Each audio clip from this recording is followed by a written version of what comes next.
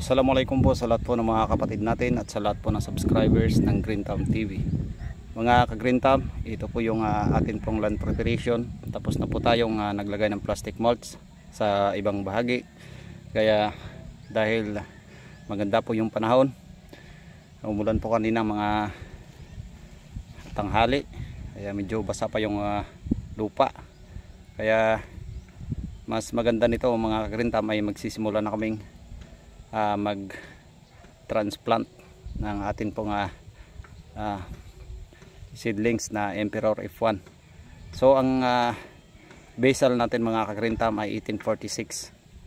Ang kanya pong content ayan po, diammonium phosphate.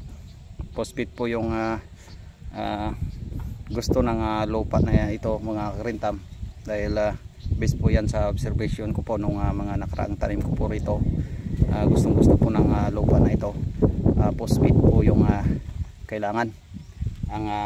Yan po yung medyo mabuhangin na may pagka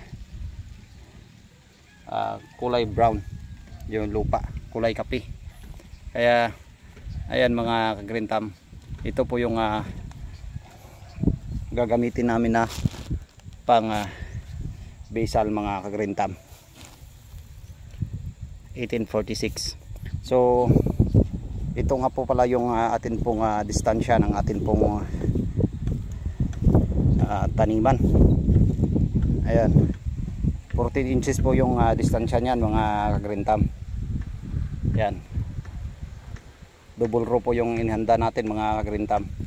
Kaya itong dito naman yung pinakadaanan, yan siguro nasa mga 7 dangkal yan yung pinakapagitan ng bawat row, 7 dangkal. Ayan, hindi po siya kulang-kulang 1 meter mga ka-Green Thumb. Simula dyan sa butas sa right side nitong kasi double row, dito naman sa left side, yan kulang-kulang 1 metro po yung magiging distansya natin dyan. So ang butas natin mga ka-Green Thumb ay yan po yung sukat ng 1 liter na lata po ng pintura. Yan, nilagyan natin ng uling. Yan, papakita ko po sa inyo mga Green Thumb para naman may baka makakatulong po sa inyo mga Green Thumb itong ginawa po naming pangbutas. Ito na po siya, ito po mga Green Thumb. Ayan, ito may ano pa pala to, may apoy pa. Ayan, subukan natin.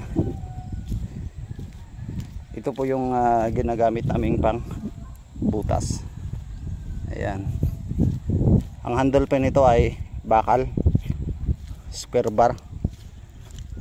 Yan, na ginawa na namin pang hawakan, mayroong hawakan. So i-sample natin mga Green Thumb itong atin pong pambutas. Yan, mainit na ito mga Green Thumb kasi kanina pa to. Ito na mga Green Thumb, ito wala pa tong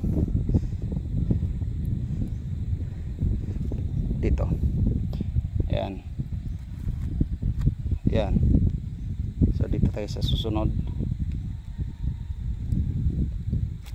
Tinatansya lang namin mga Green Thumb yan, 2 butas na yan.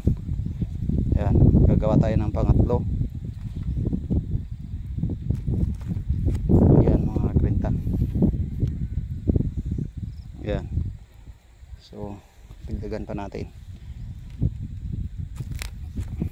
Ayan, so estimate lang namin yan mga 14 inches, 14 to 15 inches. Pero yung pinaka ano talaga nito mga Green Thumb, yung distansya po ng paper ay pwede yung 12 hanggang 18 cm yung distansya. So ganito lang po mga Green Thumb. Yan, lagyan lang natin ng uling. Yan, pagka mainit na yan, pwede na yung gawin nating pangbutas.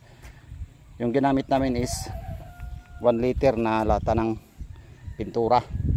So yung bilas ko naman ay Yun, nagbubutas naman yon gamit yung kahoy.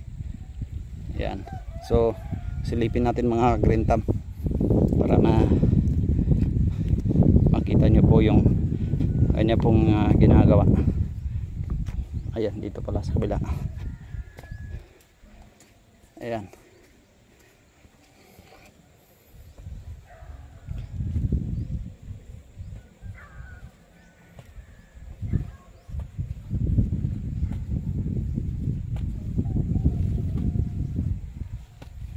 Yan. Isang linya pa lang yan kasi hindi pa tapos namin binutasan. Gawa ng umulan kanina mga ka-green thumb. Pagkabasa kasi yung plastic mulch ay hindi po tatalab yung puwit ng lata kasi basa. Yung pagbutas pala mga ka-green thumb, nung katulad po ng ginagawa ng bilas ko, ay ang sukat po yung lalim ay 3 inches yung lalim. Yan. Ganito po mga ka-green thumb.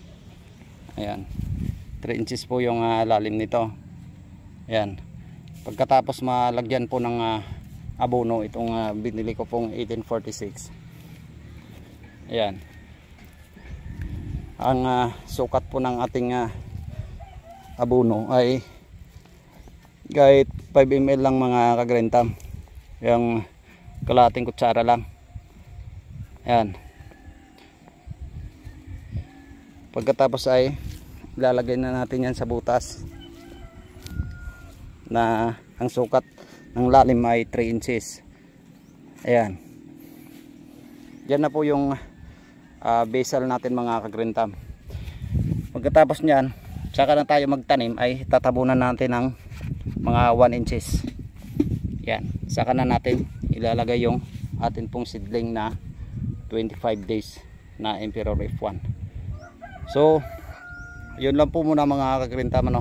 Mag-update na lang tayo mamaya sa inyo pagka po ay meron na tayong tauhan na magta-transplant kasi nandito po sila sa kabila, patuloy pa sila sa pagbalot po ng ating mga plating kasi hindi pa natin tapos itong i-mulching lahat mga green thumb. Dito pa po sila sa kabila, maya maya ng konti pagka hindi na gaanong mainit yan, magsisimula na tayong mag-transplant kasi malamig na po yung panahon mamaya nito. Ayan. Yan. Kulang-kulang po tayo sa tao mga ka-green thumb. 3 lang po yung tao natin, pang-4 po yung bilas ko mga green thumb. Yan, malaki pa po yung lalan prep natin. 2 lang yung nagbabalot. Yan, stapler pa rin yung pamamaraan ng ating pagkabit ng atin pong plastic mulch mga ka-green thumb. So yun lang po muna mga ka-green thumb. Assalamualaikum po sa inyo pong lahat. Happy farming po.